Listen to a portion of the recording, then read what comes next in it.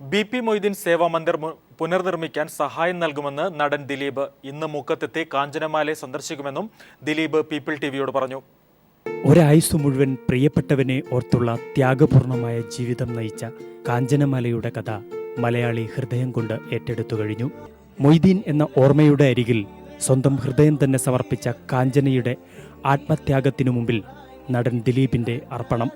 മൊയ്തീന്റെ ഓർമ്മകളിൽ പിന്നീടുള്ള കാഞ്ചനമാലയുടെ ജീവിതം സാമൂഹ്യ നന്മയ്ക്ക് വേണ്ടിയായിരുന്നു സമർപ്പിച്ചത്. മുക്കം ഇരുവഴിഞ്ഞിപ്പുഴയോരത്തെ ബി.പി. മൊയ്തീൻ സ്മാരക സ്ത്രീ രക്ഷാകേന്ദ്രവും ലൈബ്രറിയുമെല്ലാം മൊയ്തീന്റെ ഓർമ്മകളിൽ അലിഞ്ഞു പ്രവർത്തിക്കുന്നു. മൊയ്തീന്റെ സ്മരണയിൽ പാവങ്ങൾക്കു വേണ്ടിയുള്ള സേവാ മന്ദിരത്തിന് എല്ലാ സഹായവും ചെയ്യുമെന്ന് നടൻ ദിലീപ് കൈരളി പീപ്പിൾ ടിവിയോട് പറഞ്ഞു. നമ്മള് അമ്മയായിട്ട് സംസാരിച്ചു. കുറെ ദിവസമായിട്ട് പത്രമാധ്യമങ്ങളിലൊക്കെ ഇങ്ങനെ അമ്മയുടെ ഈ സേവാ മന്ദിരത്തെ കുറിച്ചും അവിടുത്തെ പാവങ്ങൾക്ക് ജീവിക്കാനുള്ള കുറെ കാര്യങ്ങളെ കുറിച്ചൊക്കെയാണ് സംസാരിച്ചത്.